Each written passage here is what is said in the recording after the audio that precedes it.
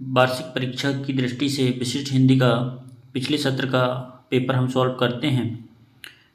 इसमें अंकों में, शब्दों में अपना रोल नंबर लिखना है, शाला का नाम, डाइस कोड, परीक्षा केंद्र का नाम, परीक्षा दिनांक आदि बच्चे स्वयं भरेंगे। इसके बाद बहुविकल्पी प्रश्न है क्रमांक 1 से 10। निर्देश है दी गई सूचना को पढ़कर दिए गए प्रश्नों के उत्तर में से सही विकल्प चुनकर लिखिए। तो सूचना है छात्र छात्राओं को सूचित किया जाता है कि दिनांक 21/1/2023 को आयोजित बाल सभा में निम्नलिखित गतिविधि होगी। गतिविधि में भाग लेने वाले छात्र छात्राएं अपना नाम कक्षाध्यापक को लिखवाएं। गतिविधि के नाम सरल कविताएं, बाल गीत, कहानियाँ। दिन शनिवार, समय मध्याह्न भोजन के बाद, आदेश अनुसार प्रधान अध्यापक। इस प्रकार की सूचना दे दी जाएगी। उसके बाद में उसके प्रश्न पूछे जा रहे हैं। प्रश्न है बाल सभा हेतु नाम लिखे जाएंगे। कौन लिखेगा? कक्षाध्यापक, सी नंबर का। फिर उसके बाद है छात्राएं किस शब्द का बहुवचन है? छात्रा, छात्र का बहुवचन शब्द है।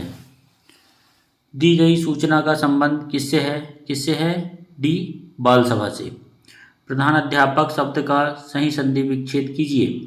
तो प्रधान अध्यापक, प्रधान अध्यापक, इसका उत्तर आ जाएगा सी। दी गई सूचना किसके लिए उपयोगी है? तो दी गई सूचना सी नंबर विद्यार्थियों के लिए उपयोगी है। प्रश्न 6वां, बालक विद्यासागर ने अंग्रेजी भाषा का ज्ञान न होने पर भी अंग्रेजी अंकों को ज्ञान का प्रदर्शन कैसे किया? तो इसका उत्तर आ जाएगा सी, मील के पत्थरों से, है ना। योग व्यक्ति उन्नति करते हैं, वाक्य में विशेषण शब्द को छांटना है। तो क्या जाएगा इसका? योग व्यक्ति, तो योग इसका विशेषण है। ईदगाह मेले से चिमटा खरीदा था। किसने खरीदा था? हामिद ने। फिर है प्रश्न 9वां, राजा विक्रमादित्य के दरबार की मुख्य विशेषता क्या थी? नवरत्न, है ना, ए नंबर का इसका सही उत्तर है। 10वां प्रश्न है मध्य प्रदेश का वह पर्वतीय स्थल जहां पांडव गुफा स्थित है। कहाँ स्थित है पांडव गुफा? पचमढ़ी में। इस प्रकार 10 बहुविकल्पी प्रश्न पूछे गए थे। इसके बाद है लघु उत्तरीय प्रश्न 11 से 20। नीचे दिए गए प्रश्नों के उत्तर लिखिए। प्रश्न नंबर 11 है पुष्प अपने आप को कहाँ अर्पित करना चाहता है? तो इसका उत्तर देखते हैं। पुष्प अपने आप को कहाँ अर्पित करना चाहता है? तो उत्तर है जहाँ से वीर सिपाही देश की रक्षा के लिए जा रहे हों उस पथ पर एवं वीर शहीद सपूतों के शवों पर अर्पित होने की इच्छा पुष्प व्यक्त कर रहा है। प्रश्न 12 है डॉक्टर अब्दुल कलाम के अनुसार सुविकसित भारत का सपना कैसे साकार होगा? तो उत्तर आएगा इसका समानता, न्याय और स्वतंत्रता के मूल्य पर आधारित समृद्धि युक्त समाज डॉक्टर अब्दुल कलाम के सपनों को साकार करेगा।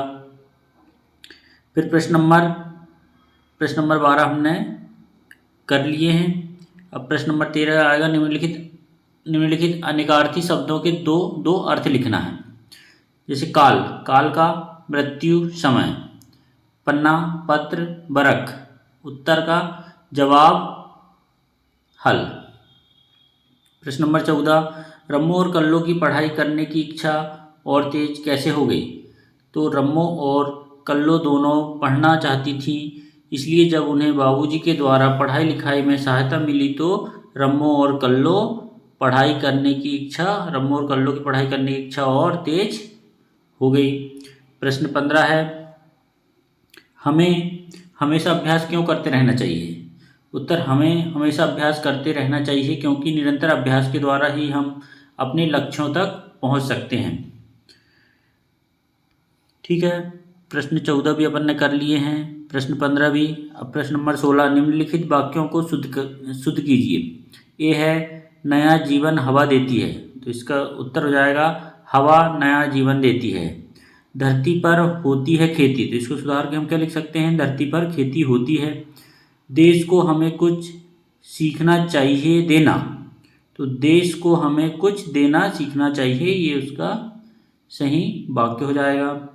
प्रश्न 16 के बाद 17, किस घटना से चंद्रशेखर आज़ाद की ईमानदारी के गुणों का पता चलता है? तो उत्तर है, इनके पिता ईमानदार, स्वाभिमानी, साहसी और वचन के पक्के थे। यही गुण चंद्रशेखर को अपने पिता से विरासत में मिले थे। इसके बाद प्रश्न नंबर 17 हमने कर चुके हैं। प्रश्न नंबर 18 देखिए, निम्नलिखित शब्दों के दो दो पर्यायवाची लिखना है। जैसे अंबर, अंबर को क्या कहते हैं? पर्यायवाची शब्द आकाश, आसमान। सूरज को सूर्य, दिनकर। पानी को नीर, जल। प्रश्न नंबर 19, सेना किस प्रकार देश की सेवा करती है?